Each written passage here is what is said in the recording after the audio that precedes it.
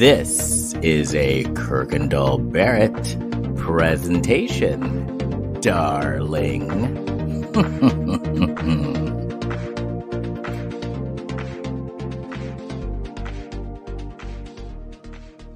Hello everyone, it's Victoria here and I'm super excited to tell you about my new podcast show, The Reader's Couch.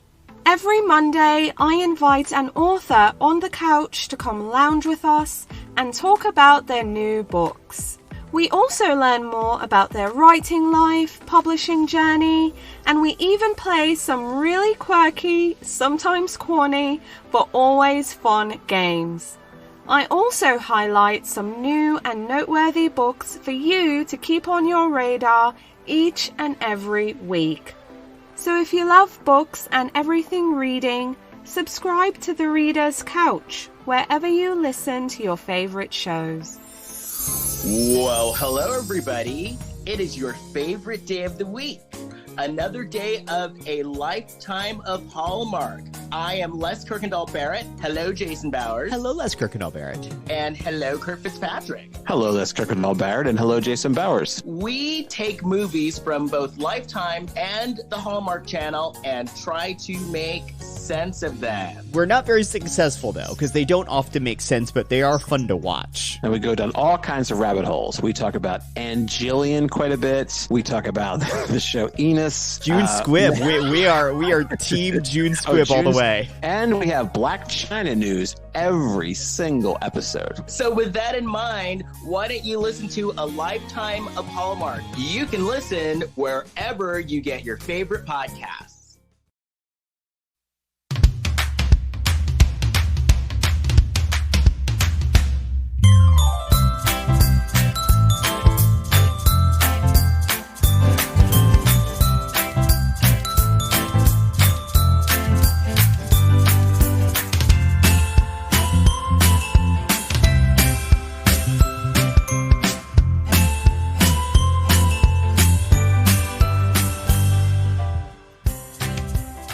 Well, hello, everybody. It is your favorite day of the week. It's time for another episode of the Reality Reading Rainbow, where we talk about books written by reality stars, especially those from Bravo, and try to make sense of them. I am Les Kirkendall Barrett, and let's say hello to my co-host, Victoria Wood. Hello, Victoria. Hello, Les. I mean, I never thought we'd be separating the show per chapter, but there's just so much in this book. We're getting all the tea. Man, it's a ride. It's a ride. I love how initially, because we had talked about separating it by chapter, and then we were like, nah, let's just do a couple of chapters at a time. And you know what? Having more than one chapter in a podcast episode will not be doing the chapter justice, because there's just so much to talk about. Absolutely. And today we're going to take a big bite of the apple. It's going to be New York, Real Housewives of New York City, premiere date March 4th, 2008.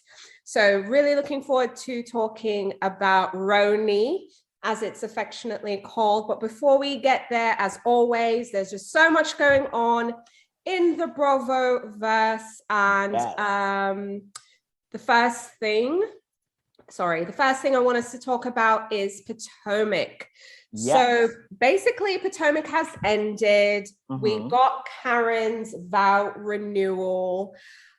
One, what did you think about the vow renewal? Like, do you believe in the Bravo curse? Karen renewing her vows with Ray, and also what did you think about the actual renewal and that episode? Now, okay, I'm a little superstitious, so I do believe in the Bravo curse.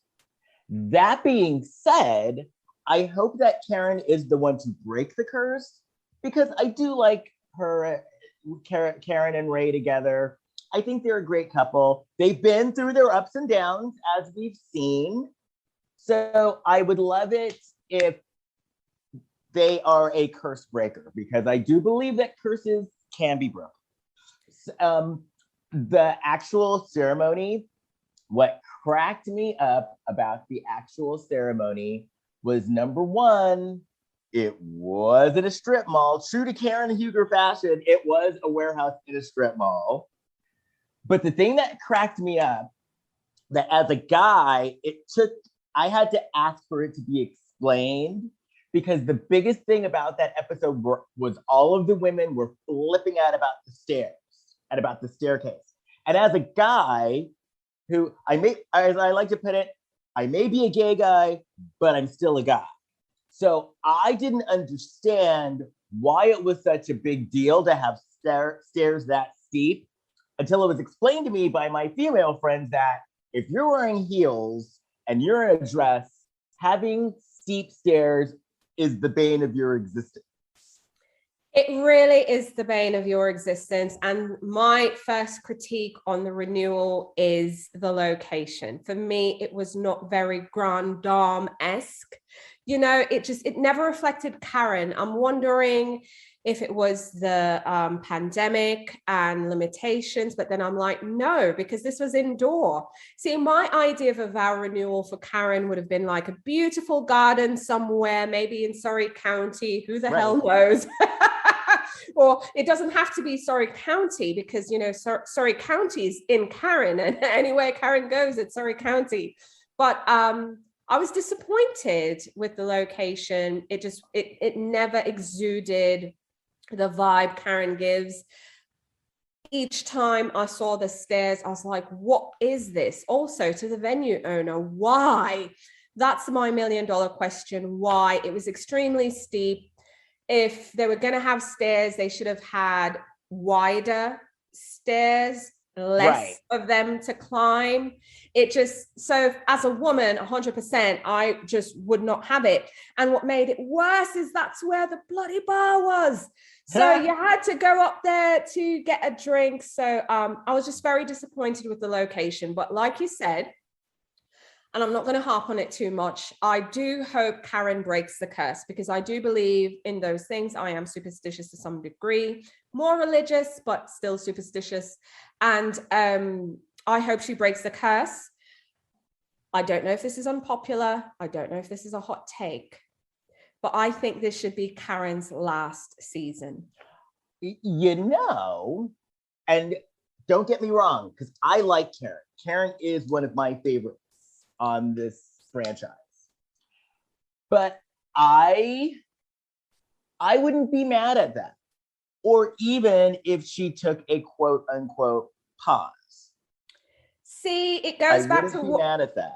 See, it goes back to what we were saying when we were discussing Real Housewives of Orange County Part 1 in Not All Diamonds and Rosé, and the cautionary tale of Vicky Gumbelson, which is, when do you go? When do you know when to go? For me, this vow renewal, though I didn't like the venue and all of that, but for me, that was a chapter for Karen. I felt like we saw the opening chapter with her in Potomac, you know, the etiquette vibe Potomac gave us the first episode, then it really evolved into Housewives, seeing that transition, also seeing her being, you know, Mrs. Ray Huger, seeing their relationships go through the ups and downs, which relationships go through, her moving away from being a traditional housewife in a traditional relationship to a woman in her own, being a business owner, having her daughter leave, she's now an empty nester,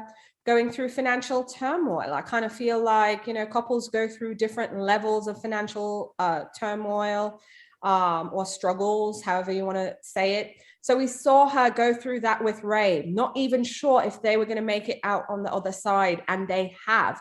I've even seen Ray's demeanor change towards Karen. His approach to her and her business has changed. He's way more supportive. I feel they've come a long way. Ray last season was saying, I don't know if I'm in love with Karen, to now, I love Karen. I want to make this work. I think Karen needs to close the door on Potomac. I think this should be it. I think Karen should pack her bags and move to Florida with Ray. Ray's been wanting to come to Florida. Follow Ray. And if he comes to Florida, I can be boots on the ground for y'all. So I am championing this being Karen's last season, them moving to Florida, I'll be boots on the ground, and just close out that chapter. Because the last thing I want is Karen to be let go. And also, after this vow renewal, I mean, what's left in Karen's storyline? Right. And you know what? You brought up an interesting point, because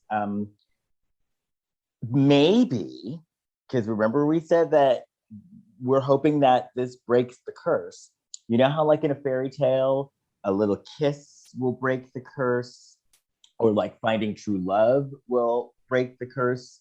Maybe having your vow renewal and then leaving the show right after your vow renewal will break the curse.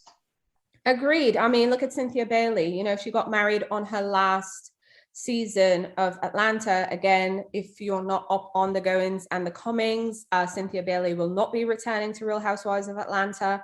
She just got married last season. This is her second marriage. She got married on the show, as Les said in our last episode. She got divorced on the show. She found love again and got married on the show.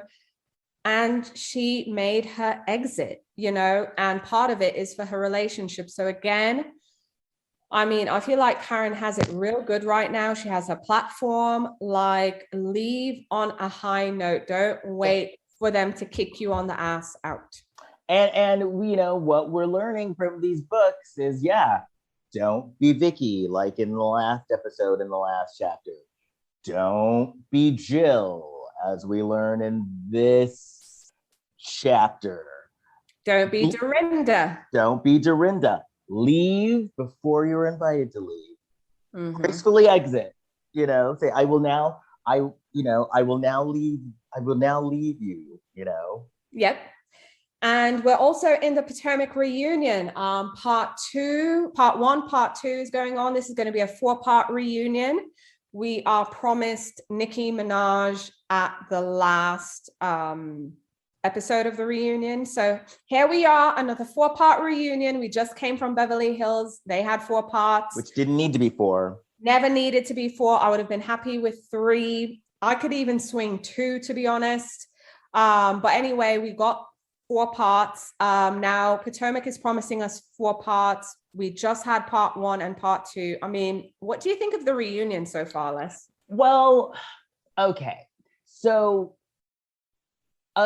unlike Beverly Hills, which was hyped to death as a 4-part reunion, but then turned out to be a disappointment, the thing that they're hyping, so in Beverly Hills, they hyped about how we're going to ask Erica the hard questions. We're going to just really stick it to her. And it's going to take us 4 episodes to stick it to her.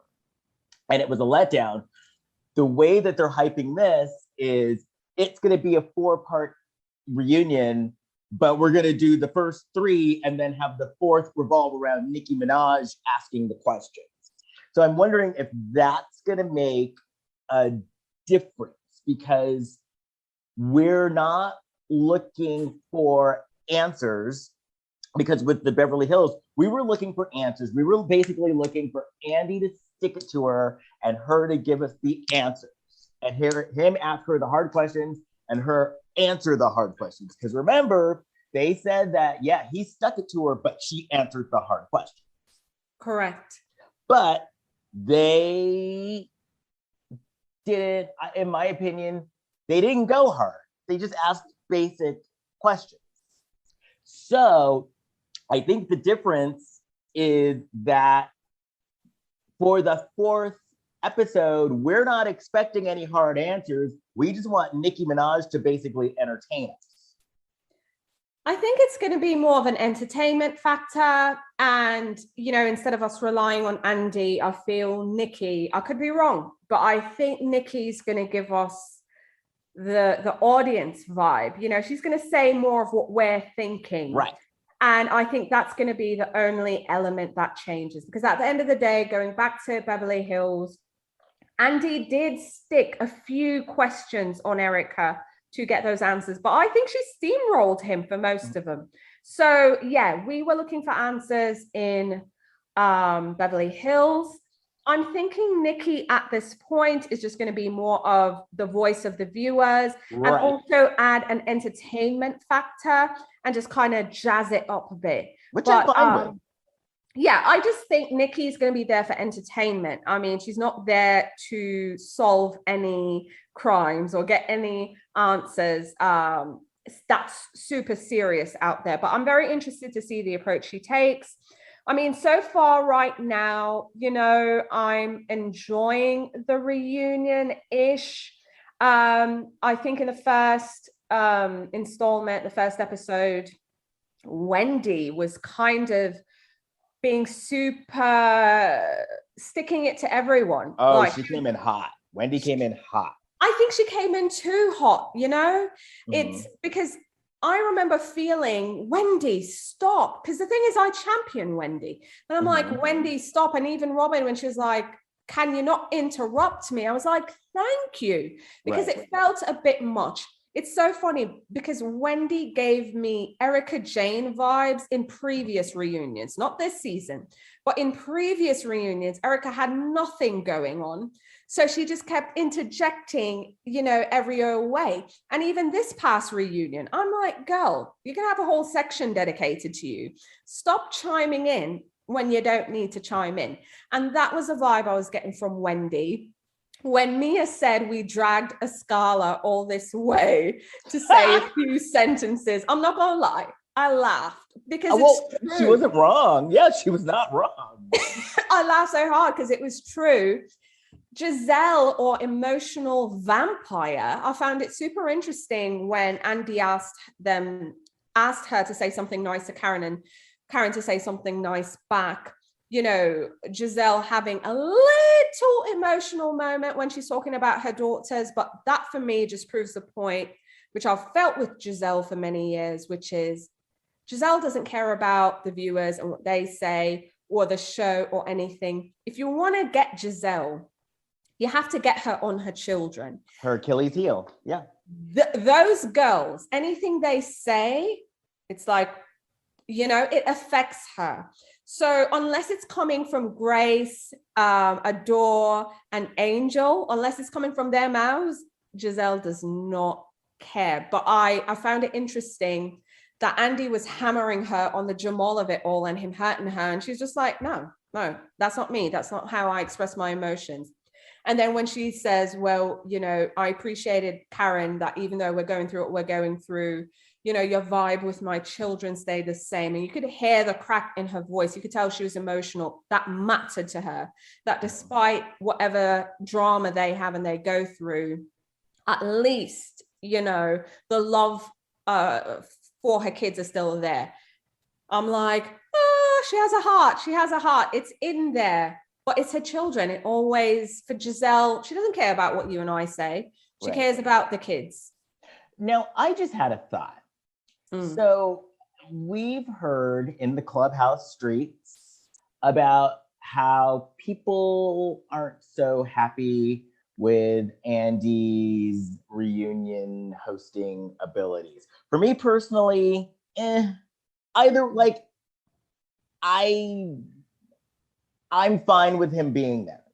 Okay. But that being said, I'm wondering if maybe Nicki Minaj taking part in this reunion, if she does well, and if the ratings do well, maybe this will kick in a new era where we will get, instead of Andy, famous fans to come in and host the reunion and ask the questions like we would ask them. See, that's interesting because I started to think maybe getting Nikki on the show was a test to kind of see how it's received.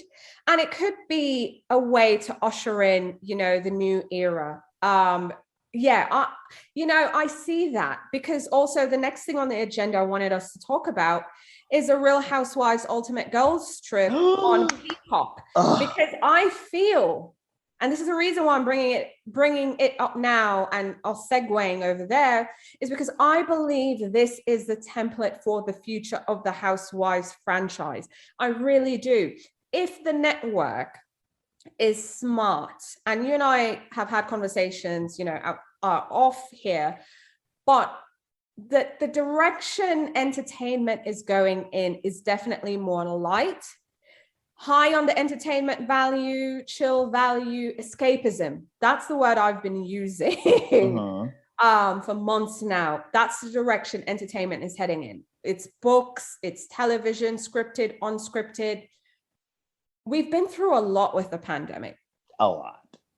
Folks have changed. People have changed. I refuse to believe anyone who said they went in the pandemic one way and they're leaving, because technically we're still there. But in the end, you're going to be saying, well, you're leaving the same. No, we have all changed. And I think TV will change. Entertainment in every way, shape, or form will change. And I think The Real Housewives Ultimate Girls Trip, I've watched episodes 1 to 3. I know you have less. And I feel this is the new template for the franchise. What do you think about that thought? And also, what do you think about the Girls Trip?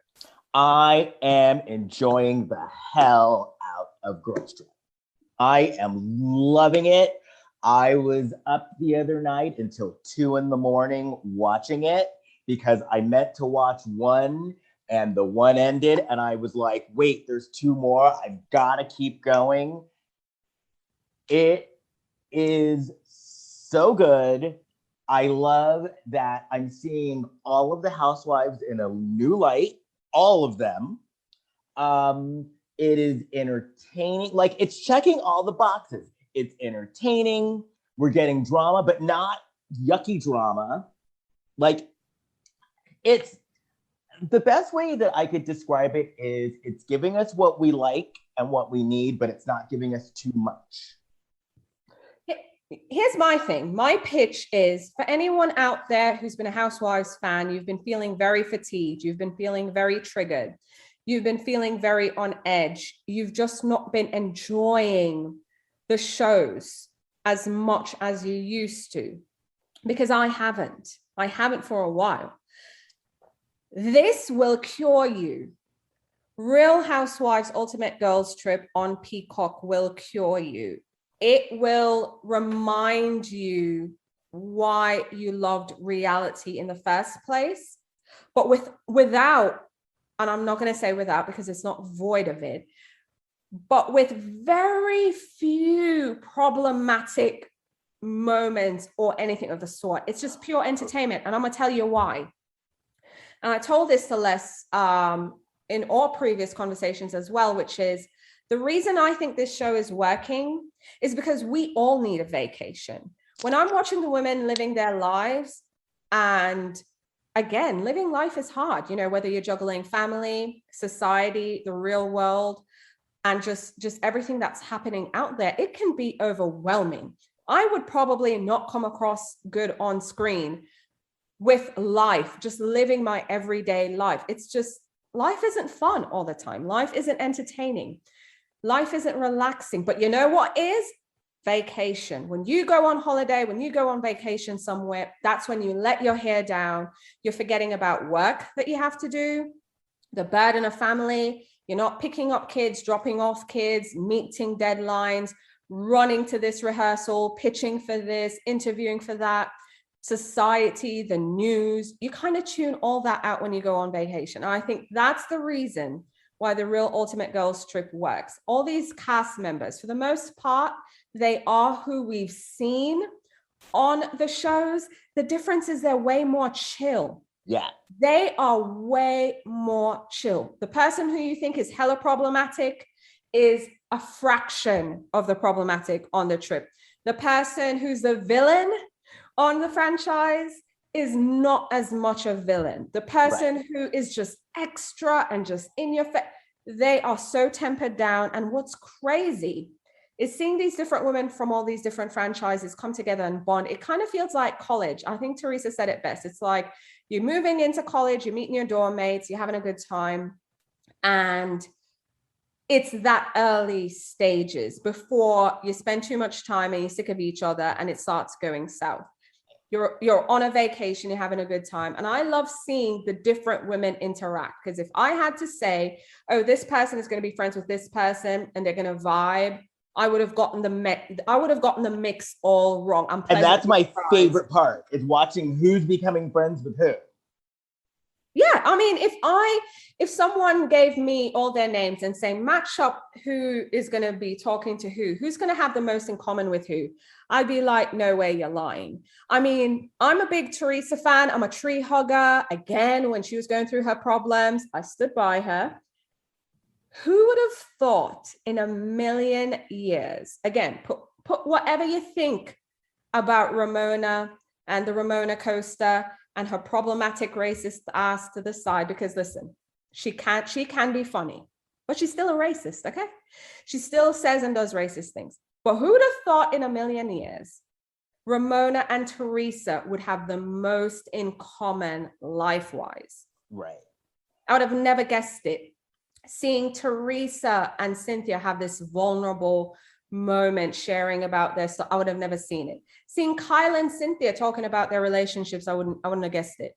Seeing Melissa Can't keeping her hands off Kenya, I would have never guessed it. Seeing Kenya being absolutely lovely. That's what I said earlier. The villain, the person who's the biggest villain is so well received. See, these are the little nuggets I'm alluding to. I am not a Kyle fan. I am not. I get infuriated with Kyle. I mean, even the last season of Beverly Hills, I was infuriated with her, with the way she was tippy-toeing around Erica and just not being honest and a real friend, and the way she was kind of pushing Sutton in front of the Erica boss instead of standing up there and taking her. I was infuriated with Kyle last season. I'm not a Kyle fan. I like Kyle. Right? Right. I love Kyle on the girls trip. So Luann is being pretty chill. Luann is great, actually. I enjoyed Luann sharing that vulnerable moment, even though Ramona was being an asshole to her friend. But I appreciated that. I appreciated the women supporting Luann and listening, and just, I'm telling you, it's because, again, people, we're not seeing them live their lives. We're seeing them on a holiday. It's a few days. They're relaxing, they're bonding, but it's not the high pressure to live their lives. It's not the high pressure to craft a storyline or be interesting or secure the bag for next season, so you're back on the show. So I think removing those pressures really helps. Now, here's the deal, though, because Girls Trip 2 is coming out soon after Girls Trip 1 ends. Now, that's the one I'm curious to see, because there are different stakes in Girls Trip 2. Because all of the women are from Girls Trip 2 are women who are no longer on the show. Right. So there's gonna be different stakes there, I have a feeling, because we all know from reading this book so far that the biggest thing in these women's minds is how they're gonna stay on the show.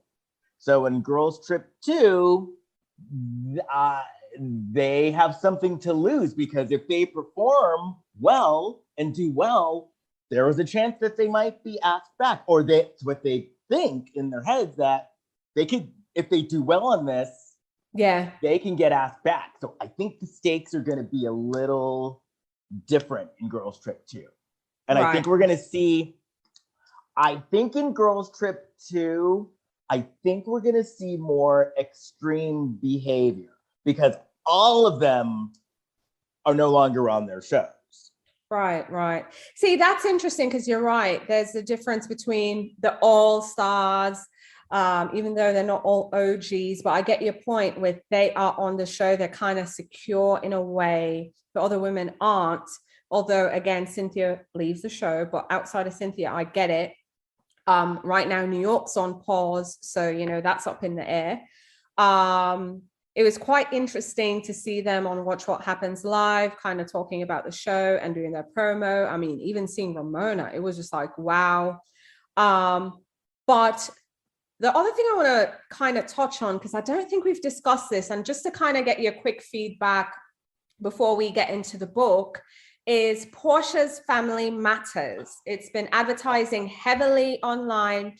Not online, on the network now. We're kind of really plugged into Bravo. So we saw the trailer a while back, but just a quick beat. What do you think about Portia's Family Matters? What do you think about Portia leaving Atlanta? Because again, if you're not glued in, Portia's not coming back.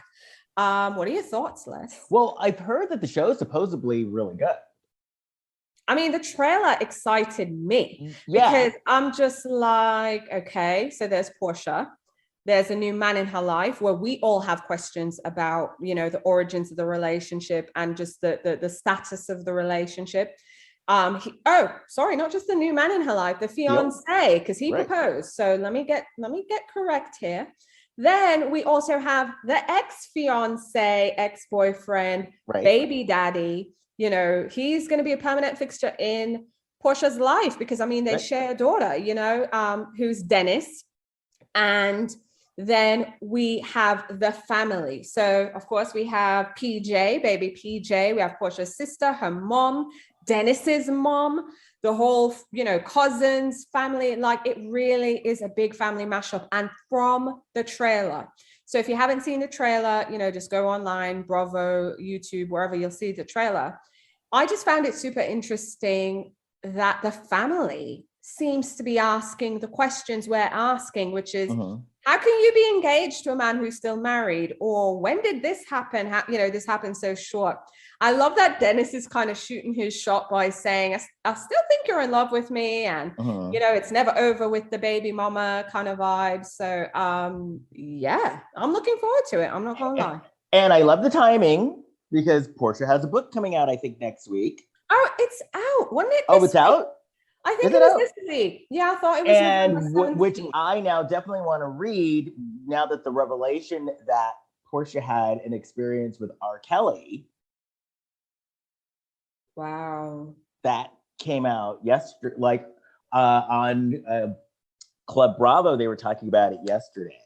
Okay, update. The book's publication date got pushed. I'm telling you, you can't stay on top of these books because there's crazy printing press problems. So forget about shipping and whatever. There's a huge problem with printing. I've had so many books change dates on me. I've had books pushed to next year. But just for a matter of record, as of today, the new release date is November 30th. Okay, so next week. Yes. After, not next week, it's Thanksgiving, it's the week after. Gotcha. Because it's the yeah. They just keep pushing these things, man, I'm telling you. But yeah, it's quite interesting that the archive, I did not know. So that's quite something. I want to read it. I'm probably going to read it over the holidays for sure. Yeah. I'm definitely down. And without spoiling it, the experience with R. Kelly is basically what you would think it is. And so, Right. Yeah. I'm not surprised. Let me just put it that way. And it's not a diss to Portia. I'm just saying, like, I'm not surprised because and she was a young girl. This happened when she was a young girl. That's what I'm saying. I was just going to say, this is not shade on Portia. My shade is with the Simon, Dennis, Fallon thing. But when it comes to the R. Kelly of it all, this man clearly was a serial predator. I mean, I even remember back in the day, there were rumors with Aaliyah and all these other different people. And it just kind of really felt like folks covered up for this man. So I'm not surprised. But in closing, I'm looking forward to Portia's Family Matters. Yes, I am too. Bravo. I gotta give Bravo kudos because they're delivering. Right now, honestly, there is so much content right now. My head is spinning. I mean, you know, Beverly, first things first, the New York season was explosive. We had our very first Black housewife on the franchise. They delayed the reunion, then they canceled the reunion. You know, it's just, you know, Ebony hasn't been able to speak, obviously. We then steamroll over from the New York drama to now the Beverly Hills drama, because that's when Beverly Hills was getting real hot there with the Erica of it all, her legal situation. We then jump from the Erica of it all. We had Potomac. You know, Potomac is a great show. I think it's just been very underrated for a long time. And, you know, Potomac was having its moment. Then we have Salt Lake City jumping in, the Jen Shah of it all now unfolding. And that's super intense. We had Winter House, which I know it's kind of quiet back there, but Winter House is on for folks who are watching that. Then there's Vanderpump Rules, which I actually heard the ratings aren't all that Which great. is not doing so good. Winter House is amazing. Vanderpump Rules should have just called it a day last season. And see what I mean? It's knowing when to stop. But yeah, Vanderpump Rules is there for the folks who are watching it and are invested. I mean, it's not doing that well, but it is there. And then now we have the Real Housewives Ultimate Girls Trip on Peacock. Regut. I mean, it has a new episode. I mean, Peacock surprised everyone, dropped 3 episodes. They just released the 4th one on Thursday. I don't know this for a fact, but I saw it on Peacock where they're releasing a new episode every Thursday. So we have that to look forward to. Potomac Reunion is happening. Nicki Minaj is coming. Portia's Family Matters is coming out in November before the month ends. I mean, yeah, I know. A lot. There's not enough hours in the day. No, and pause. Not All Diamonds and Rosé is out. And we have, God knows how many pages to read here. We have 500 pages. Again, we love big books. And this was a whole event. Not All Diamonds and Rosé, bringing all the housewives together. The launch party was insane. The book is insane with detail. And again, just in case you landed on this episode and you missed the last one, don't be intimidated by the book size. Les has been flying through it. Usually I'm ahead of Les. Les is ahead of me this time around. That says a lot. Also, I'm not a fan of reading interview styles. I was dreading it. I was just like, I'm not going to get into it. But you will fly through the pages. And like Les said last week, if you're new to Housewives, it's going to change your reading experience. If there's a franchise in the book that you haven't watched, read it still. And then go watch the show. It's going to enhance your reading experience. So my point of view has been changing about the book since first seeing it and now reading it. And I'm sure it's going to evolve daily. But it's giving us info like none other. And now we're ready to talk about part 2. Okay, and I said it last episode, and I'll say it again. Damn it, Dave Quinn. Dave Quinn's a friend of ours. But I don't know what kind of voodoo Dave Quinn did on this book, but it is doing a job on me because it is swaying I think, honestly, and I'm not even exaggerating, I think 90% of my opinions have changed from when I first watched the episodes and what I thought of people. I seriously, like 90%. And people who I didn't like, I now like. And people who I liked, I now don't. I know it's changing. I keep saying it. Books change lives, minds, and the world. Okay, this probably won't change the world, but it will change your mind. It'll change the Bravoverse. Yes, it will change the Bravo world. No, you're right. It will. It has changed the Bravo world. And I was talking to Dave. I was talking to Dave Quinn the other day, and I was like, okay, Dave, do you realize how many fights that there are going to be next season on the various Housewives franchises that stem from stuff in this book?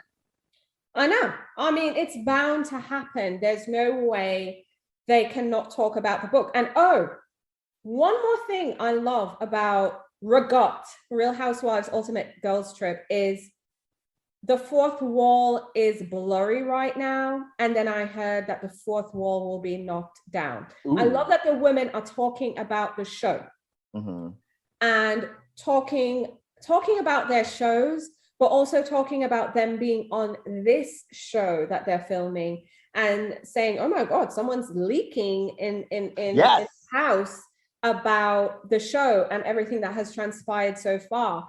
And I think that is the new kind of reality TV, acknowledging it. But by the way, I don't think it's who they think it is, without spoilers. They think it's one person. I don't think it's that person.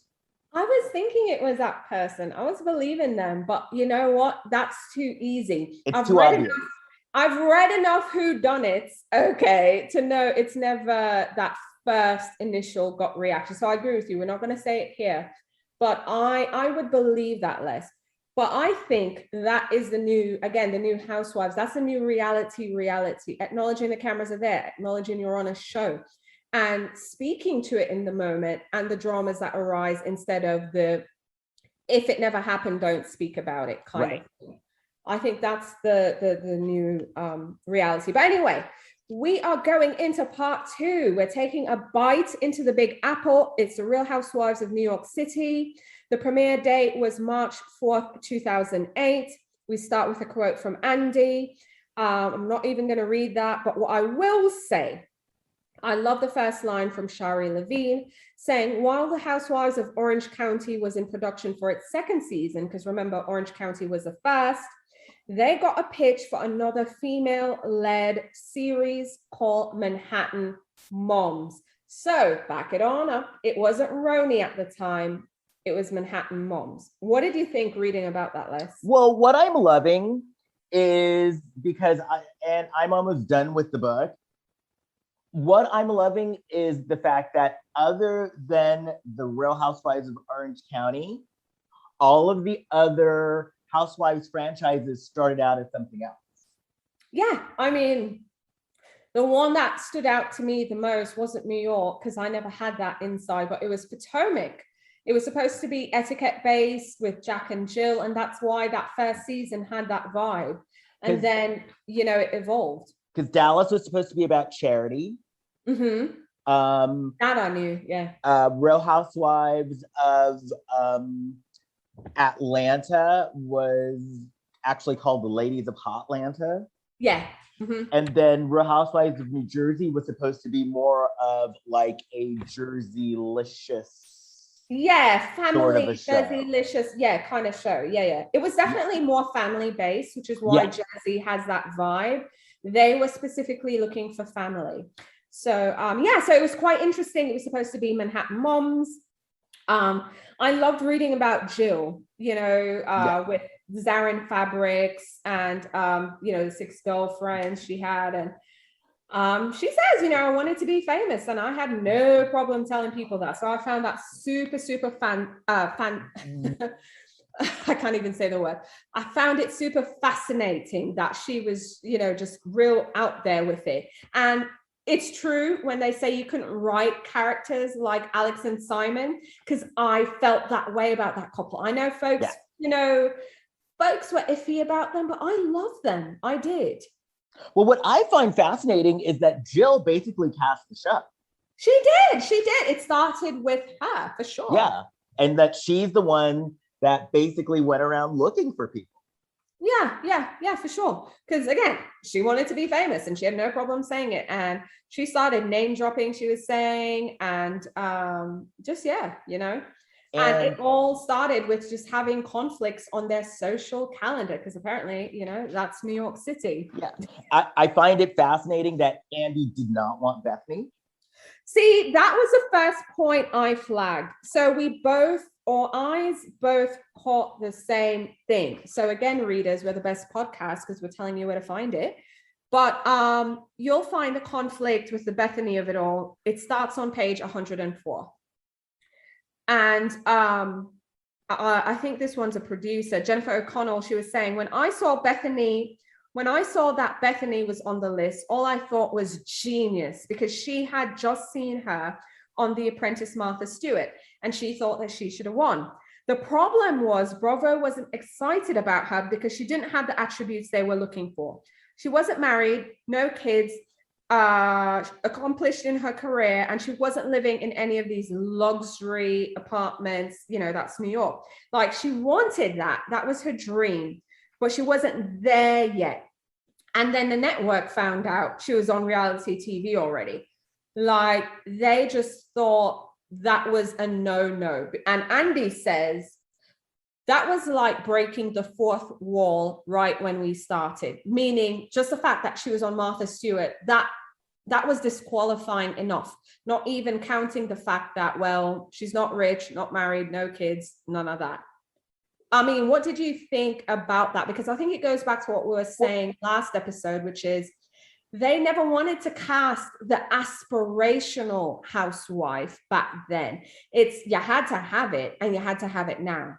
Well, I think Bethany is the one, I think since they did end up casting her, and she has become basically, I think, the only one, I think she's been the only one to start out broke, parlay her successful business into a multi-million-dollar empire. I think if she wouldn't have had the success that she would have had, I think that they would not continue this trend. But I think that since Bethany not only was the one with no money, she turned out to be the breakout star and turned out the one who is like, I think, the most successful housewife because of the show. And now other housewives come onto the show trying to be Bethany. See, Bethany feels like that one and done kind of thing for me, because she has achieved a level of success that it's so hard for you to counter. I mean, the only other person I would say rivals Bethany, and I don't just mean about money, but just also the influence, would be Nene Leakes. You know, Nene crafted something that was just very unique and different at the time. Because see, she had what Bethany didn't. She was married, she had a husband, she had the kids. You know, she had a cushy, okay life as it is. Right. Bethany was hungry.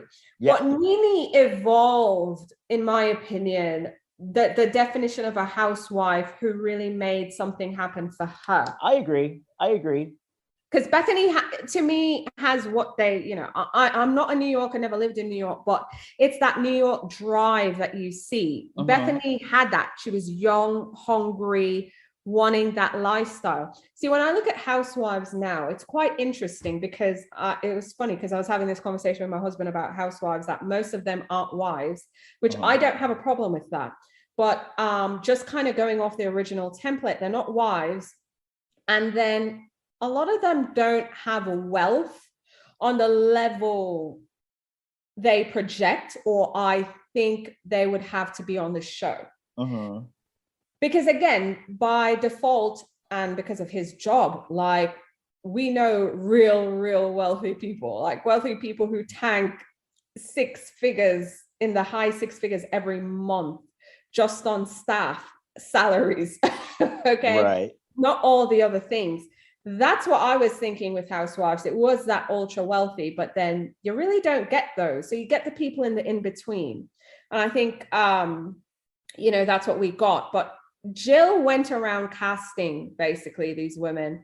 They overrode. Andy said he was so glad he overruled the whole, if you're on another unscripted show, you don't go on another. It was very taboo, because he was saying, had he not gotten Bethany on the show, it would have been one of the greatest mistakes of his career.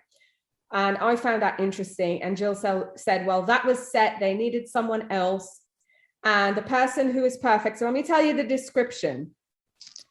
I'm not going to say the first line Jill said, because that's going to give that away. But she said, she wanted to be famous. She was on Italian television and had her own lifestyle show in the United States. She was beautiful. Her kids are in private school. She's perfect.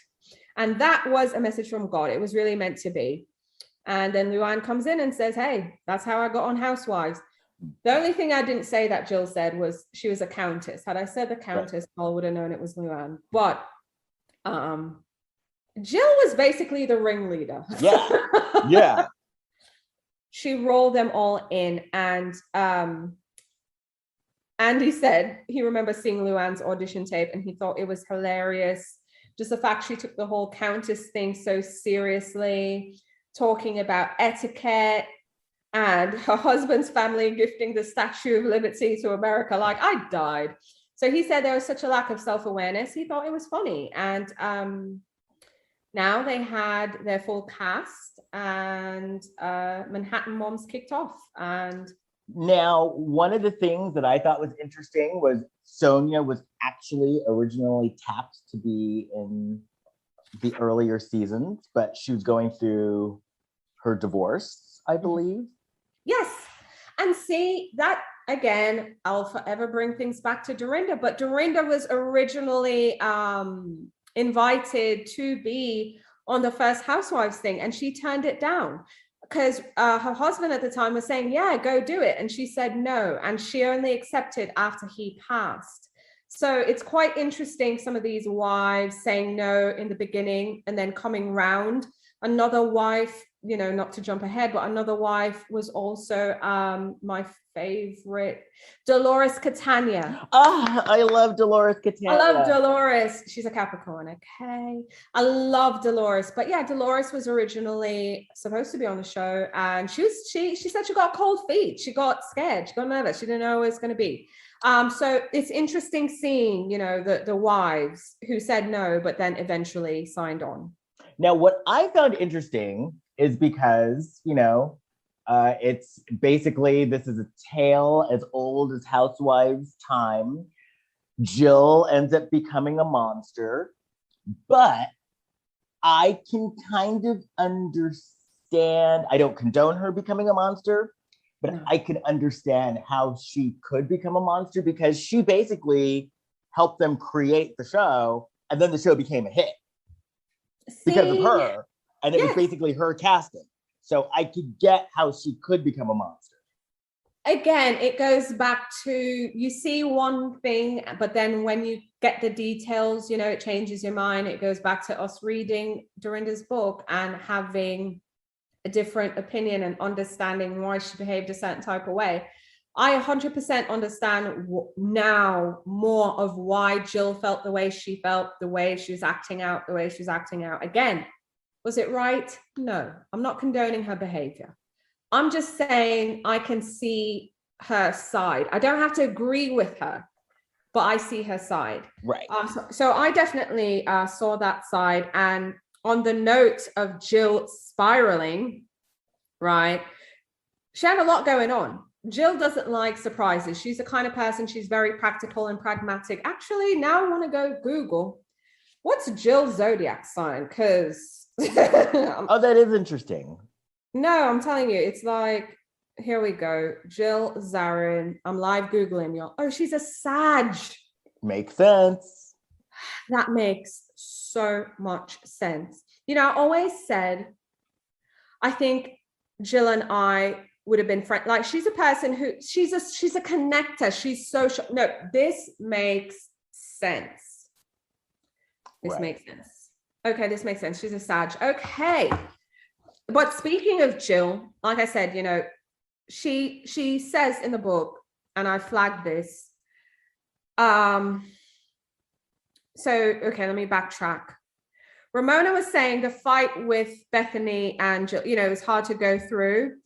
Jennifer Connell said Jill was especially stubborn. There were many points when Bethany would have made up with her, but Jill held out too long. And by the way, I agree with that. I agree with that. And then when Jill was ready, Bethany was like, you basically rejected me over and over again. And Bethany was over it. And you know what? I get that too. Yeah. So I get it. So Jill wanted to make up with her desperately. She didn't understand why Bethany wouldn't forgive her. She talks about how her mom loved Bethany and called her, and Bethany never called her mom back.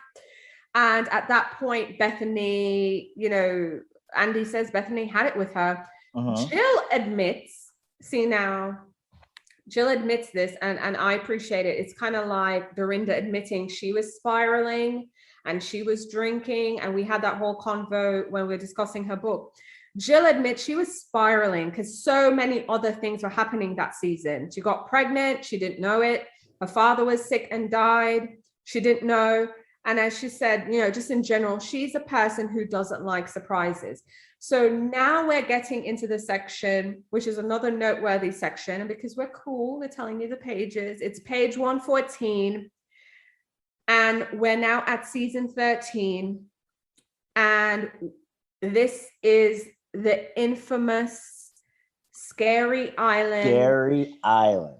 Shocking vacation, y'all, when they went to the US Virgin Islands. But yeah, if you ask a Housewife fan, oh my God, I want to go back to Scary Island, we know where your head is at. and Yes. reliving that. I mean, for me, Scary Island is like that dinner at Camille's. What was that called again? Oh, the dinner party from hell. Dinner Party from Hell. Yeah, it's on that level. So you have Dinner Party from Hell, you have Scary Island. I mean, Kelly Ben-Simone is the one who dubbed it Scary Island. And she was scary. Listen, I mean, what did you think though, Les, kind of reliving it? Well, I suspected that there were some substances involved. Okay. And here it was kind of intimated that there were substances involved. Yes. And I'm not going to say the substance, but it was intimated the substance that I suspected it was. I'll tell you off. Yeah. Because Sure. remember they were talking about Sonia was talking about the smell. Well, not that I have experience with it or anything, but the smell that Sonia described is the smell. Yes. I definitely believe that. And what was quite interesting was, Kelly Ben-Simone, because see this, I don't know if this was kind of confusing for some viewers, but it was kind of nice for me reading this, especially because back then watching this, we weren't connected as we are now with other Bravo fans to kind of get points of view. But when Kelly Ben-Simone said, I didn't leave Scary Island because of Bethany or the girls, it had nothing to do with what happened at that last dinner, because production knew I was leaving before that, because she was saying she had childcare issues back home. Question, Les, did you believe that? Like in the moment when you were watching the show, did you believe that? And reading this now, did you believe it? I never believed that she had childcare issues. I found it hard to believe. Because for you to go that far away from home, I'm sure your child care would be on point, or you wouldn't even leave and go leave the country without your child care issues being on point and taken care of. But think about it. You know how on Real Housewives of Salt Lake City a couple of weeks ago, when Jen said that Sharif was having internal bleeding, because basically if someone came and told you that someone was having internal bleeding, if someone came and told me that, I wouldn't even question it. I'd be like, oh my God, go, just go, be with your husband. It's kind of the same thing where if someone came up and said, oh my God, I'm having childcare issues, that's the one thing that you wouldn't question. You would be like, go, just go be with your kids. Don't you agree? I agree. I mean, I'm just here dying when you compared it to Jen Shaw and Coach Shaw having internal bleeding. Because it's so shocking that you're like, what? Oh my God, go be like, and you wouldn't even question it. See, that's what I had said. That was my initial gut reaction, in that the reason she said that was because you wouldn't question that. It's not like you're saying, you guys, I can't make it. Something's come up, I have a business thing or a work thing. They're like, what do you mean? Like, what's come up? Why can't you, people be justifying it or trying to find solutions for you to stay. But with this, it was super different. I think it's a good comparison, and I'm gonna be real. I don't believe it. What I found funny was when, again, I'm mostly reading Kelly Ben-Simone's point, and she was saying after everything was over, producers told her, Scary Island is going to be a big episode for us.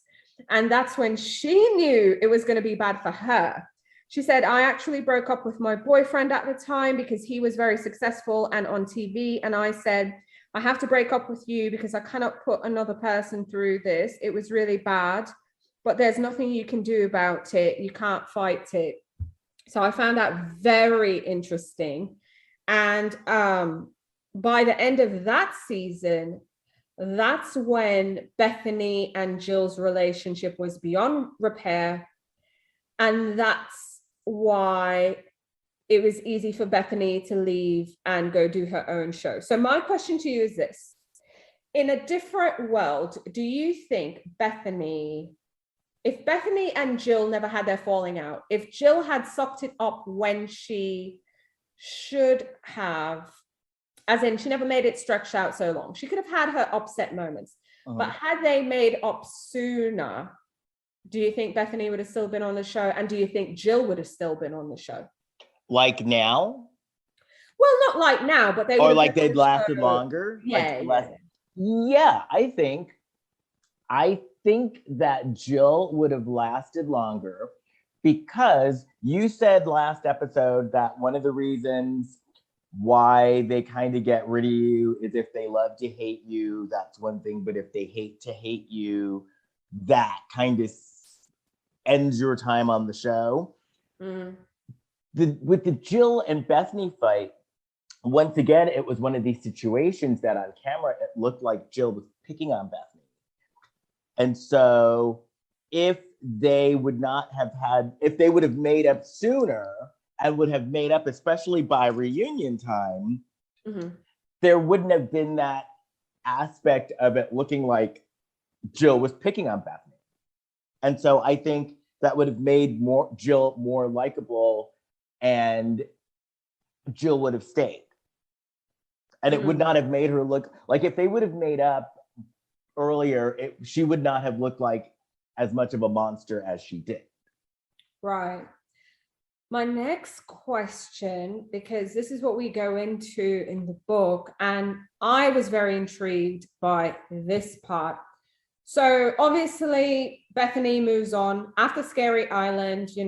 This is when Bethany kind of moves on and does her own thing. We got the Bethany getting married and Bethany ever after, because, Bethany was now pregnant, she was in love, and they thought it was a great time for a spin-off. It was good for both of them in that Bethany doesn't have to be around Jill anymore, because clearly that relationship, but they're both still on Bravo.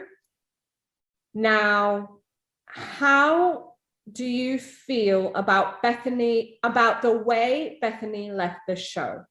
How do you feel about Bethany leaving the show? Because when reading, Ramona said, let me find it. This is page 121. Ramona said, she never told us about the spinoff, We had to hear about it in the press. She couldn't even give us that respect. Here she had filmed with us for 3 years, got her spinoff show because of us. Of course, Ramona saying her getting her spin-off show because of us thing is just so on brand for Ramona, just like Ramona says shit in the Ultimate Girls Trip about the show. Luann then goes on to say, it wasn't the proper way to handle it. I'll say that. And then Ramona says she wrote in her book, as in Bethany wrote in her book, no one ever said congratulations for getting my own show. So Ramona's like, because bitch, you never told us. That was a slap in the face. So question, how do you feel about Bethany leaving, and how do you feel about the women's reactions in the book? Well, okay, so here's an aspect of it that a lot of people don't think about, that I have experience with. Sometimes I have booked shows where I am told, do not say anything. Right. Do not say anything, because we are going to do a press release. We are going to release it to the press. You are not to say anything at all. Okay. So we don't know if Bethany was told that. And you know what? Like, if you're told not to say anything, you best not say anything. Gotcha. So we don't know if the network told Bethany not to say anything, or if she just chose not to. If it was the network telling her not to say anything, then she did the right thing. Okay. But we don't know. Yeah, I know, we don't know. But what if she was just, I don't know. Okay, so if it was her just not saying anything, well, but then again, okay, so here's another aspect too. So these women at this point, and from what these women said, there was basically jealousy there. Oh, for sure. I could get Bethany not saying anything because she knew that she still had to work with these women, right? And then on the other side of the thing, I can get Bethany being told not to say anything and her doing what she was told. So I get it. I'm so on both ends, I get Bethany not saying anything because I could see Bethany being like, oh my God, I'm gonna tell these bitches that I have a spin-off and these bitches are gonna treat me like shit. Right. Well, I think the producer, Jennifer, she goes on and says, so maybe, she's agreeing to some degree with what you're saying, in that there was obviously jealousy among the women when Bethany left. Like, they were all wondering, why is Bethany so special? Why does she get her own show? And all these different things. So for sure, the Bethany of it all was quite interesting in the fact that Bethany almost didn't get cast. Her primary sin being on another reality show first, and back then it was a faux pas, because it's breaking the fourth wall. Then them bringing Bethany on despite not being married, rich, children. She comes on, her and Jill blow up, and she was the first person from that franchise to get a spin-off. And they were all wondering, why is she so special? And spoiler alert, in upcoming chapters in other franchises, the spin-off becomes a big bone of contention in different franchises. So that is basically on brand with what happens when one of the ladies gets a spin-off, because in other chapters, that becomes a big, humongous fight. Yeah, it's crazy, but yeah, Bethany is quite a little pivot there in the Roni scene. But the next big thing I had flagged is the iconic Aviva Drescher leg top. Okay, so this is one of Dave's voodoo spells. Okay. Because I could not stand Aviva at the time. Okay. And now, how do I put it? I still can't stand her, but I love her at the same time because she's crazy like a fox. As far as she was looking at this more of as kind of an acting exercise, and literally just played up being the villain because she thought that was going to get her extra camera time and stuff. Right. I still hate her, but now I love to hate her instead of hating to hate her. Well, see, Andy said that's the formula, isn't it? If they love to hate you, you're good. It's when they hate to hate you. So yeah, at the time I hated to hate her, but now hearing about like what her thought process was, I'm like, oh, okay. I still hate her, but I love to hate her because she was doing the most because she thought that was gonna get her extra camera time.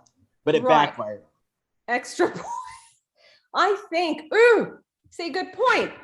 I remember reading, let me see if I can find it now, but your point about thinking you're going to get extra brownie points, it had something to do with the Jill of it all, because they were saying, the thing is, Jill was her best when she was being herself. I remember it. I can't find it right now, but they were basically saying Jill was her best when she was being herself. It's when she started to kind of produce herself, things just never went the way she thought it was gonna be. Like, Jill was convinced the fans would have been on her side with the Bethany of it all. Right. She thought this and she thought that, and she was just, she's going off a rocker. But the Aviva Drescher leg toss, which was planned. And because we're cool again, page 136 for people. And I love this little note Dave made. It only took one fell swoop for Aviva to seal her housewife's legacy and secure her own exit paper. Andy was like, you're going to talk about the leg toss, right? And Aviva says, okay, here's how that came about. I hadn't gone on the group trip to Montana because of my health issues. I was newly diagnosed with asthma. And as someone with asthma, that shit's no joke. Okay. None of them believed me. And when they all came back, it was everybody ganging up on Aviva. I got really annoyed. So I got copies of my x-rays and medical records. And if they came into the finale and apologized and seemed interested in how I was doing, we'd be fine. But if they came in guns blazing, I was going to make a splash. So yeah. She said, I felt a moral obligation to entertain people. That's what I was hired to do. And I was annoyed because they were all being so unsupportive. So I basically looked at all those women who were telling me that they didn't believe my health issues were real and confronted them about it. Under the table, I took my leg off, and putting it on and off takes only a second. So it didn't take me long to get ready. Y'all. Reading her saying that was wild. She then says, my goal, and I'm skipping a whole bunch of it, y'all. I'm just reading what Aviva's saying. Aviva's like, my goal wasn't to gross anybody out or anything. I made sure there was a tablecloth so I wouldn't flash my residual limb at anyone, which could make you queasy, understandably. I knew one of the girls would grab it for me and bring it back. I wasn't worried about that. I wasn't going to hop over there to get it or anything. Throwing it was as far as I was going to go. I was just like, that was wild. Right. So now I'm just like, okay, I got to give the girl some props. I'm going to give her props. And you know what? Aviva says, people say she was just trying to get more airtime. And she says, I wasn't vying for airtime. It's not like you get more money if you get more airtime. I was just trying to create good entertainment. And you know what? I did. By the way, so my mother-in-law lives in the UK. She lives in the Cotswolds in this place called Pershore. Very small, tiny place.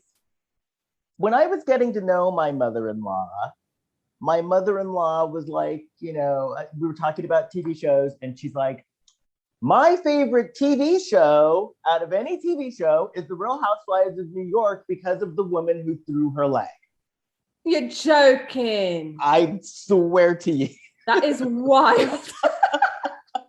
That is wild. I mean, New York is iconic, and that moment was iconic. But again, people are saying, well, okay, she did this for airtime. If you're viewing it now, you'd probably say, well, she was doing it to secure the bag, but that didn't secure Aviva for next season. She got the boot. And they don't talk about this in the book, which that's one of the things. Are you finding it interesting what they're not talking about? Because just as much as what they're talking about. Exactly. Because remember, Aviva had the creepy father. Yes, she did. And there's not one mention of the dad. And the dad was like creepy and crossed the line. And I remember at the time she was on, there was her dad was a big topic of conversation, but there's not a mention of him. I find that interesting. That is interesting. I really don't know why. I mean, I'm trying to think. Guess we can ask Dave. True.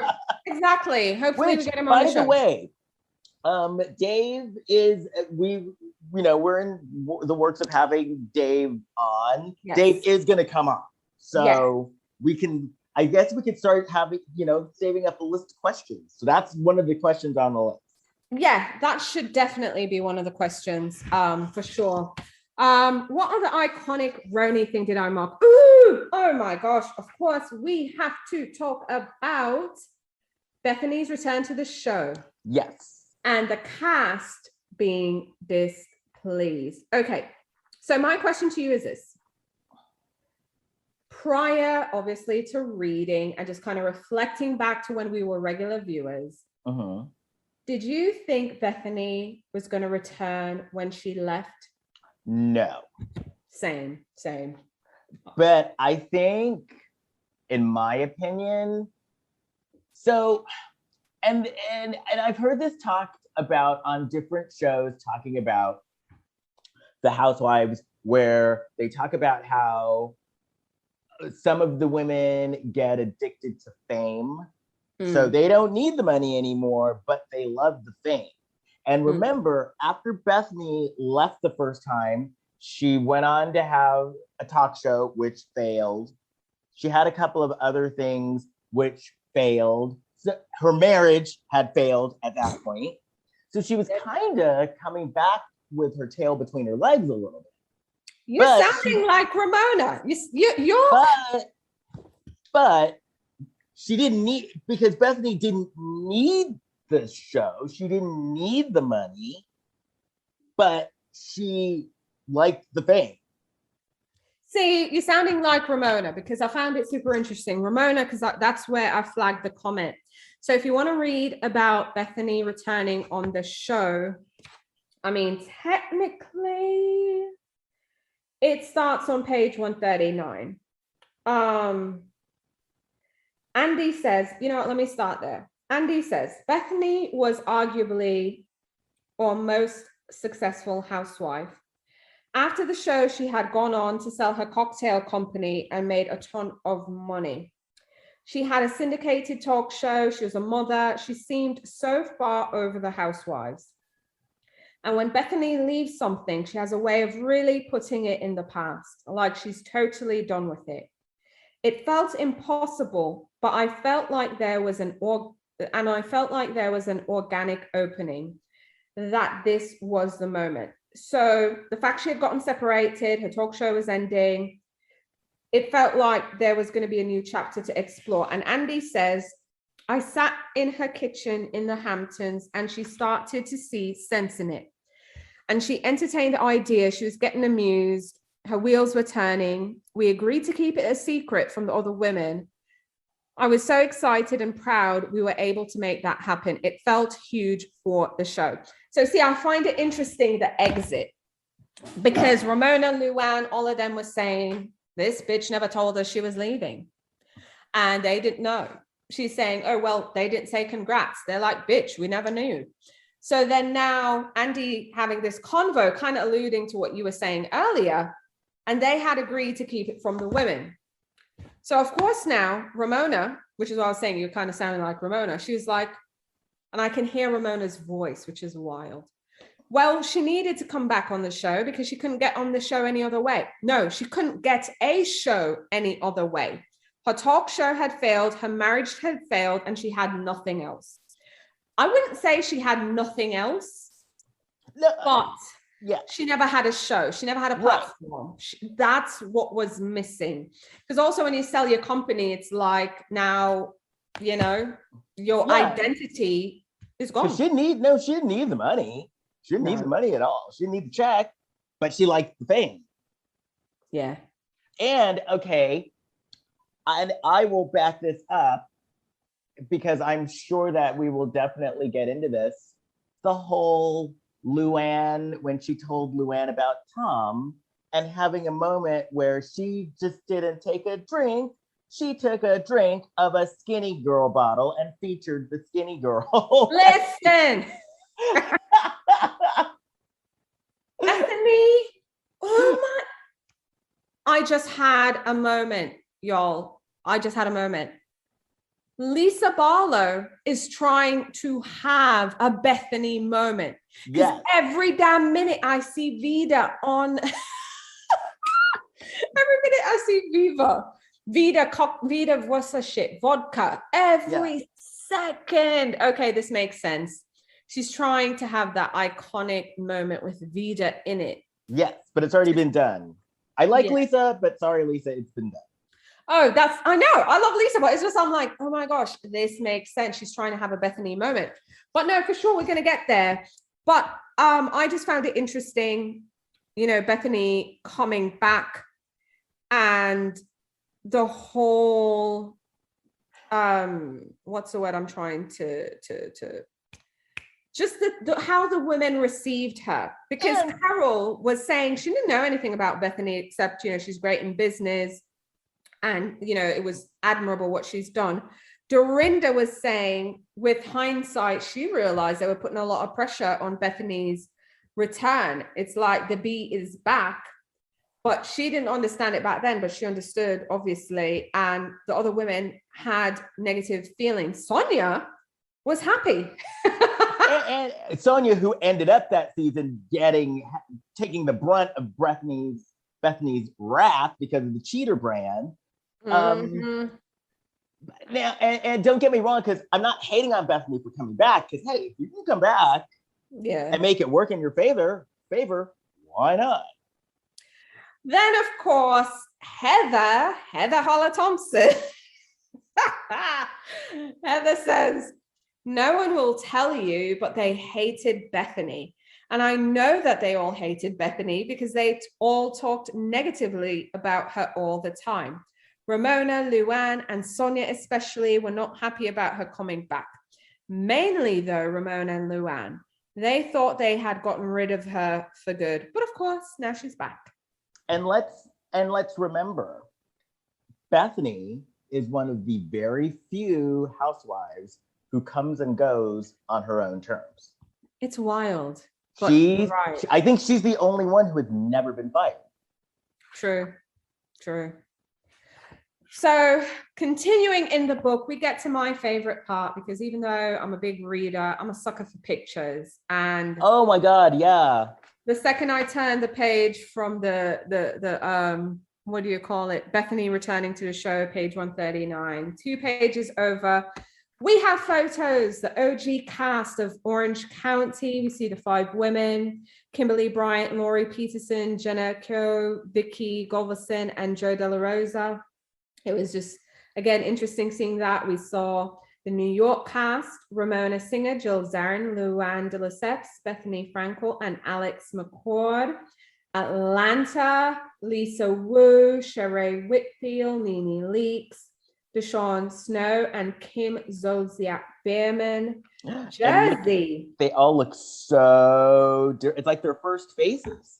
No, they look great. See, I love them here. I love these photos, every single one. I mean, even Luann, she was so bloody striking with her pose in New York. Oh my God, and those boots. Yeah, I'm here for it. All the OC women are stunning. I love the Atlanta women and how they're posed. We have the Jersey women, Jacqueline Larita, Teresa Giudice, Danielle Staub, Dina Manzo, and Caroline Manzo.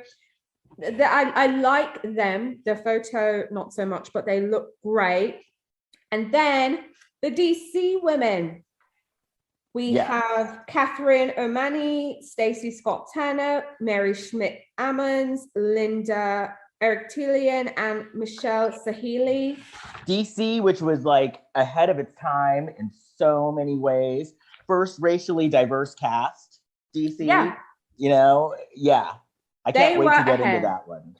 Next page, we have Beverly Hills. We have your Taylor Armstrong, Camille Grammer, Lisa Vanderpump, Kyle Richards, Kim Richards, and Adrienne Maloof. I love their photo list. What do you think? Yeah, oh yeah. Miami, which is making a comeback on Peacock, but in Miami.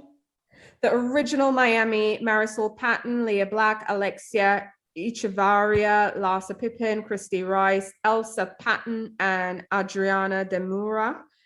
My girls from Potomac, Sharice Jackson Jordan, who I feel is the real grand dame, by the way, Robin Dixon, Karen Huger, Giselle Bryant, Katie Rost, and Ashley Darby. I mean, I'm looking at Ashley. She looked good.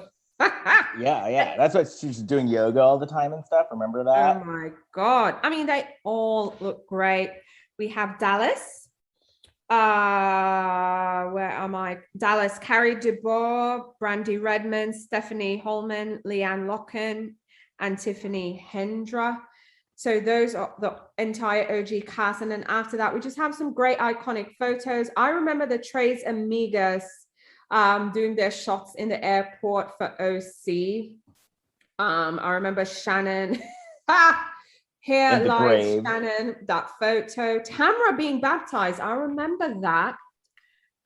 Shannon with Brooks medical records. She broke the bow off my cake and Yes, I remember that. I remember that. Leave. She took the bow off my cake. Alex and her husband Simon, red leather pants. Oh my gosh. Turtle time. With Miss Ramona, Scary Island, Kelly Ben Simone. Luann in the bush. Oh my gosh. Tiki torches and skinny dips. Wow, this ATL glam shot is Oh my God, it's beautiful. fire. Sheree, Kenya, Cynthia, and Nene. Like, Cynthia looks kind of like Erykah Badu in this picture. She really does. I mean, no, Sheree. Oh my God, and the blonde hair. Sheree slaying. Kenya, that body. Nene. Oh my God, Kenya looks so different now. Yeah, she does. Oh my God. Oh, this is a behind the scenes moment. Some behind the scenes. And I'm like, oh, who gonna check me, boo? Who gonna check me, boo? And I totally forgot that Candy had really short hair when she started. Yeah, it was a thing. I remember back then, Kim and Candy writing Tardy for the Party. And the last photo is just peachy with Cynthia, Nene, Marlo, Kenya, and Mallory. I mean, I'm loving the photos. I'm a sucker for photos. I'll read pages all day, but I love when I get to that photo spread in the middle. So you guys, there's a 4-page photo spread. It's right in the middle of the New York section. But also we have a few things to wrap up with New York before we wrap up this section. We also have Carol's falling out with Andy. Yes. Let me get to that page. I have it flagged here. So we really read about the falling out. I mean, it starts on page 156, but we really get in the meat of the matter on page 157. I mean, what did you think about this falling out in your mind? Because Andy is saying he still doesn't understand what happened in terms of like Bethany and Carol. You know, he never understood what was going on. And Ramona was saying Carol felt that Bethany had used her and things with them kind of got so dark. And Andy was saying as the final year went on, Carol just got angrier and angrier. She got angry with the crew, with the producers, angry with him. Watch What Happens Live staff. She was just unpleasant and angry with everyone. I mean, when the season ended with their trip from Colombia, I mean, you know, the fight just was crazy. I mean, what did you think about that big falling out? Well, you know, I can kind of see both sides of it. Yeah, me too. But you know, it was kind of obvious that Carol didn't want to be there anymore. Yeah. And it's kind of what we were talking about, what you were saying before. It's all about knowing when to leave. See, it goes back to what we were saying earlier, right? Which again, knowing when it's not working for you anymore and walking away. So I think it's just one of these other situations of Carol, another person who didn't need the money. Yeah. Because she's, you know, she's an heiress. She's a princess. She's, you know, she's in, you know, Radswell. So that's one of an old moneyed family, but she enjoyed the fame. I think it goes back to that, really. It's just how the fame monster just eats these women alive. Yeah. I mean, in that same token, another notable thing, which is in the same page, 156, 157 area, is the boat trip from hell. Ooh, yes. We're having a lot of things from hell. Scary Island. I mean, Scary's in the name. Dinner from hell. Boat trip. I didn't realize on that boat trip that they honestly almost died. No, it was real bad. And Andy actually said, Okay, so Carol was saying the next morning everyone was sick. We had parasites. Sonia also concurs that they were all sick. They all mentioned that they've all experienced rough water before and they, gotten seasick, but this was just so bad. They couldn't even, because I agree. Okay, my husband's a mariner. He works in yachting, has been for many years. I've been on boats with him up and down the Eastern Seaboard, especially because every season you move the boat from like, say, Sag Harbor back down here to Lauderdale, for the winter. So it's like that trip is a trip, which it's amazing. And I feel blessed even just to have that experience, because I remember the first time I did it, it felt like a trip of a lifetime. With that said, I don't like boats. I don't like water. I put up with him because of this. I love this man. But I have grown to enjoy it over time because I've overcome a lot of my fears with that. But when you are seasick for real, you can't stay inside and be cooped up. You have to go outside. You have to get fresh air. Just stare at the horizon. You need that balance. And it's true. I even remember one time, Les, I was on a ferry. So not even a fancy boat. Okay. I was on a ferry leaving. Where was I leaving? I was going to France. Yes. I got the ferry, was heading to Calais, left Dover specifically. I remember now. I was leaving Dover and went to Calais, got off, did my shopping, and I was coming back. And the weather was bad. I remember they were saying the weather's bad, but no, we can still go. And because I got to the ferry earlier, I got on an earlier ferry, and I was happy because then I heard over the radio, no other ferries were leaving until shit got calm. The sad part is now I'm out at sea. It's getting rough, like real bad. And we can't go into port because it's kind of protected and it's a narrow way to go through to get in at Devon. So the water inside is calm. So I'm out there bobbing, like it's proper bobbing. And you can't go up top on a ferry. So the best thing I could do, I remember, was just standing up and looking outside and just staring. Couldn't eat any food, couldn't drink anything. So when I was reading this whole thing and getting their points of views, it took me back to that because I've never had that displeasure traveling with my husband because he just won't do it if it's real bad out there. Although I had a bad experience in Albemarle Sound. But long story short, reading what these women went through, I was like, I understand. But they were saying we couldn't even see outside. They couldn't be outside. It was wild. And the anchor, that, because you anchor up, that was dislodged.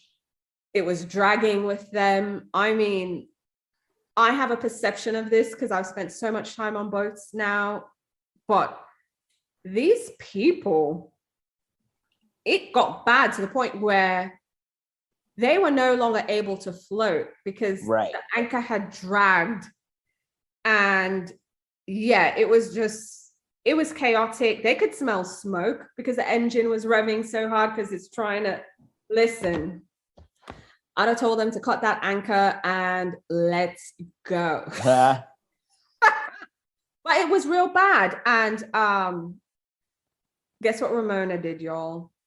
Ramona peed. Well,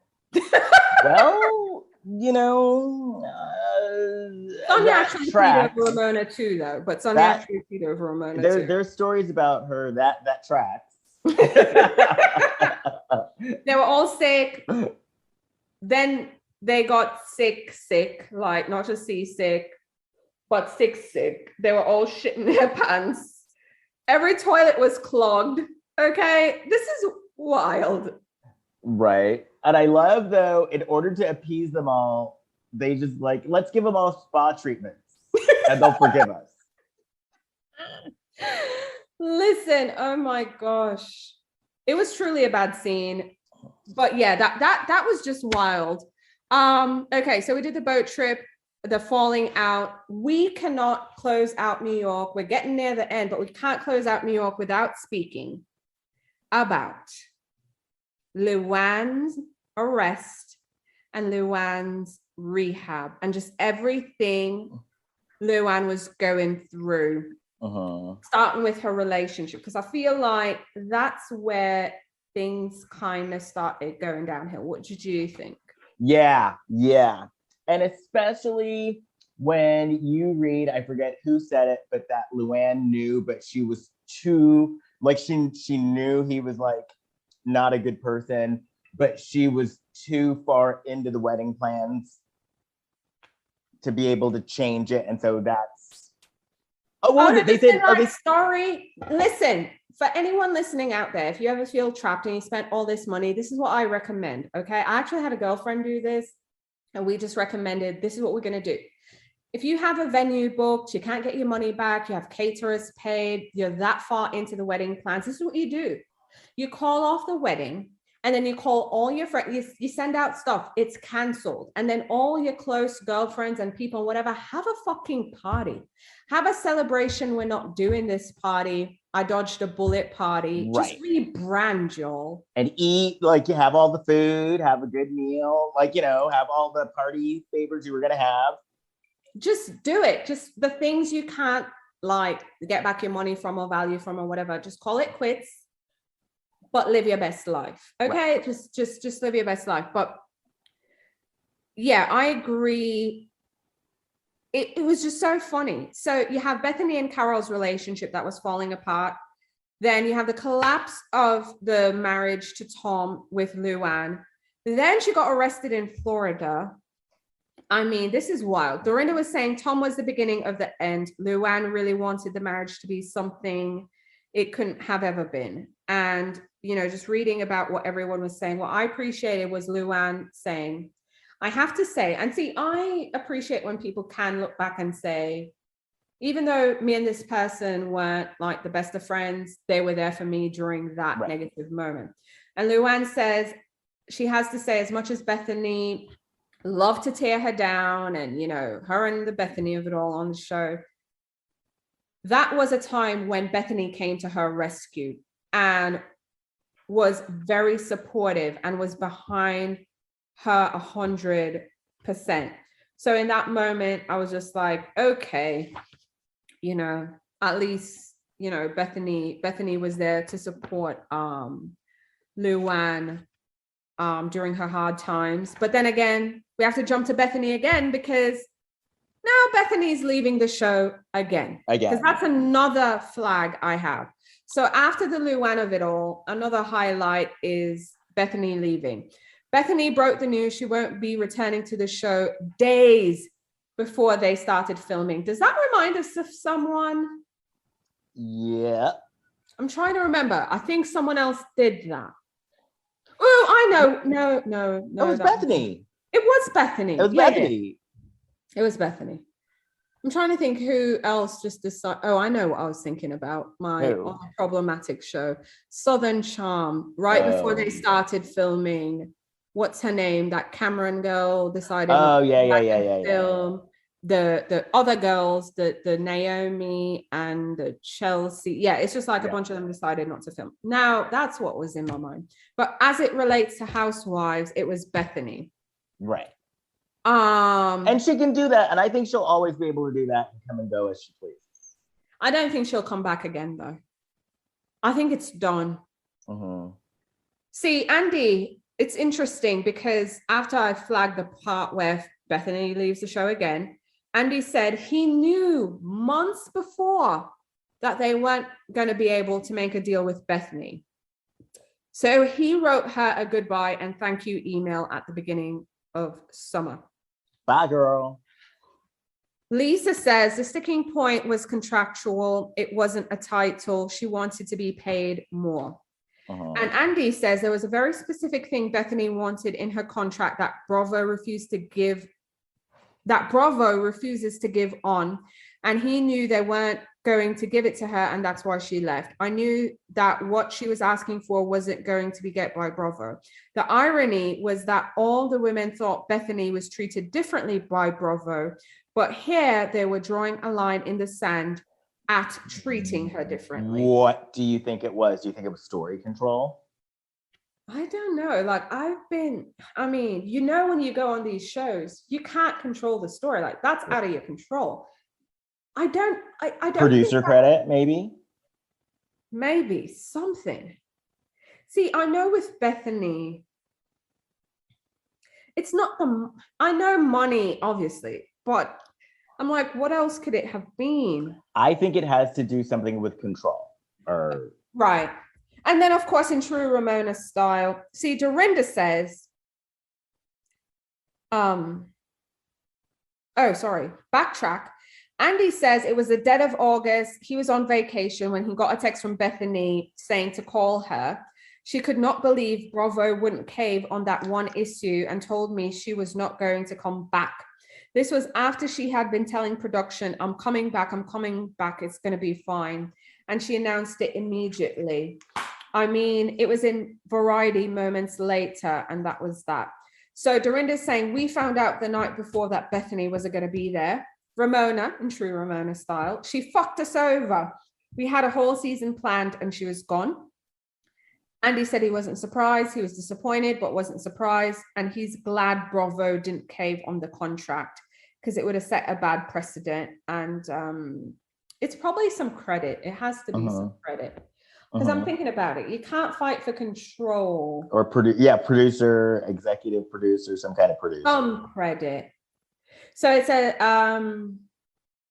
Bethany may have been out the picture, but there was a new housewife in season 12. And that was Leah McSweeney. She's a self-made fashion mogul, single mom, and straight shooting New York native. So, but she's no Bethany.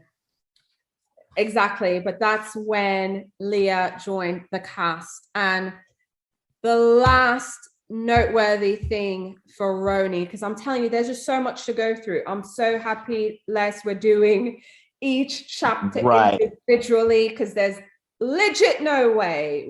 We tried. Well, the last noteworthy thing is Dorinda leaving and the new housewife. So this is giving us the end of season vibes. So Dorinda left. Dorinda wasn't coming back. Dorinda went on her pause, which we've talked about because we just got done wrapping up her book. So listen to them previous episodes, because I think Dorinda is the best one I've read so far. Yeah. Well, loved it. For me, House of Hilton and then Dorinda. Yeah. I need to read that House of Hilton, but for now it's Dorinda for me. And Andy says, we agreed to let her out of her contract. And we're speaking about Dorinda. Oh, page 168, because I'm nice. Andy said, we agreed to let her out of her contract. And I remember watching an early cut of Tinsley's final episode. And it was just like she drove off, and it was over a year ago. And he said, you guys, this is falling flat for me. It's her last appearance as a housewife. She's moving to Chicago. She's getting her man. He's proposed. We should do a freeze frame and say goodbye to her properly. It wasn't about giving her some storybook ending. It was just the truth. Dorinda hated that ending. Side note. And I find it interesting. Oh, I'm sorry. That was Tinsley leaving. Right. And then one of the very few to leave on her own. Correct. Tinsley leaving. Then we get to Dorinda leaving. And Andy said, we went into the reunion thinking Dorinda was potentially on the chopping block, which is interesting because they went in the reunion with that on the mind. Andy said she seemed very angry and the relationship with alcohol was tipping the balance of the show. And she really doubled down on everything at the reunion. So we were left thinking we can make a change. So this is Dorinda's part for this book. And again, we just got done reading her book. Dorinda says, here's what happens. You film for 4 months, then you're off and you forget about it for a couple of months. Then the promos start, the season starts, and you're on again. Halfway through the season, you're like, I'm over this. I'll never do it again. Then you get to the reunion, you resolve a bunch of stuff and you're back in it. Then you get another month off before your contract shows up. And when that happens, it's like, well, it's only another 4 months of my life. What else am I going to do? They're paying me well. I'm going to do it one more time. I cannot tell you the amount of women, not only on my franchise, but on others who say, I'm never doing it again. And then they're on again next year. And Lisa Shannon was saying, she thinks Dorinda put pressure on herself, told Leah she was going to be the new Bethany, and that's never a good sign. Dorinda's lack of awareness about herself contributed to a negative reaction from viewers, plus within Bravo. And of course, we all know how that goes. And they say, with Dorinda, frankly, she just needs some time off. I don't think it's necessarily the end of Dorinda on the show. I hope it's not, but she does need to take a year. And the chapter ends with Andy saying, I do hope she comes back to the show. And Dorinda says, Andy said it perfectly one day. He said, it's like the mafia. Once you're in it forever. So who knows? Maybe. Well, Dorinda's in Regut too. Well, see, there we go. So we started the show talking about the Real Housewives Ultimate Girl Trip, Regut, on Peacock. And yes, Dorinda is coming on too. So it's like technically she left, but she never really left. Right. Because now she's coming back, maybe not Roni, but she's coming back in another capacity. So I guess it's the mafia. You think you're leaving, but you're not leaving. Oh my God. Okay. Victoria, I'm exhausted. I am. Y'all, I'm exhausted. I need a nap. True story, y'all. We just recorded 2 episodes because y'all know we don't edit shit and we're just very transparent here. But we just did 2 episodes. We just did 2 chapters. We have been chatting. We're like 4 hours on. 4 hours. People. And that's just 2 chapters of the book. So I'm happy we decided to separate it. So next time we'll be super prepared because we jumped on today legit thinking we're going to cover these 2. Oh, we're going to knock it out. Remember? We thought we we're going to knock this thing out. We thought we we're going to cover 4. We were saying, okay, we are going to do, because I have it here on my notes, we're going to do Orange County and New York City first, then we're going to do Atlanta and New Jersey, and then we're going to go on our Thanksgiving break and just vibe. And you guys, it turns out we really need to dedicate 1 episode per chapter. Yes. It's a big book. Big book. But we're making our way through it. There's a bunch of tea. Next up, we're going to be talking about the Real Housewives of Atlanta. Then we're going to follow up with Jersey. And I'm going to stop there for now. Yeah. But there's a lot to look forward to. In the meantime, catch up on all your Bravo shows. Get your hands on a copy of the book. Order it now. Again, if you're going to gift it for the holiday season, I'm telling you all. Yes. There are book printing problems out there. So get online, order the books, and just have them. So when you're ready to pass them out, you can pass them out. Yes. Absolutely. So Victoria, where can we find you?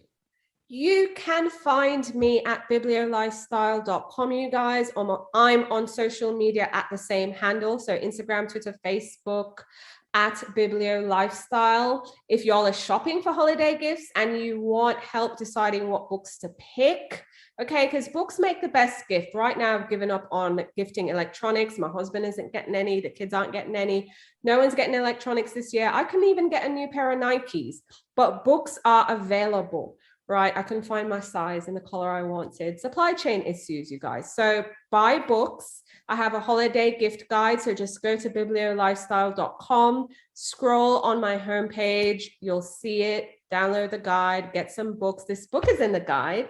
So spoiler.